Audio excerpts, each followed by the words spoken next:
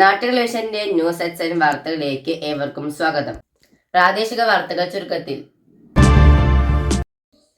അധ്യാപകർക്കുള്ള ഉപജില്ല ജില്ലാതല അവധിക്കാല പരിശീലനം ചൊവ്വാഴ്ച തുടങ്ങി.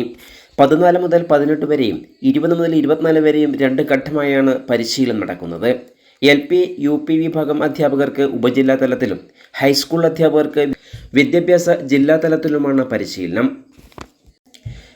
ഈ വർഷം 1, 3, 5, 7, 9 ക്ലാസ്സുകളിലെ പാഠപുസ്തകങ്ങൾ മാറുന്ന സാഹചര്യത്തിൽ ഏറെ പ്രാധാന്യത്തോടെയാണ് പരിശീലനത്തെ കാണുന്നത്.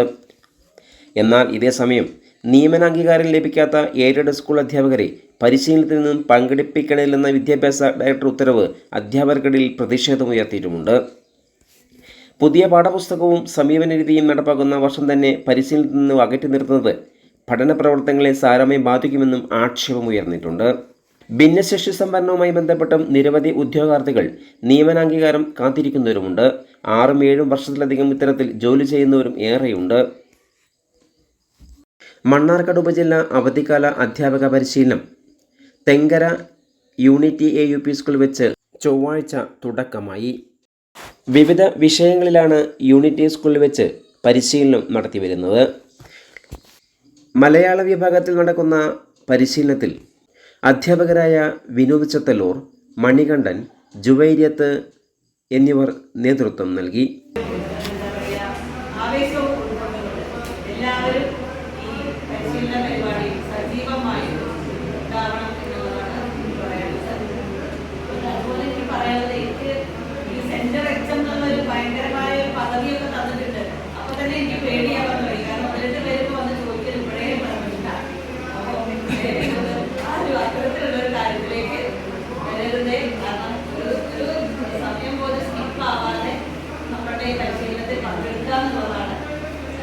ആത്മാർത്ഥമായിട്ട് എനിക്ക് പറയാനുള്ളത്.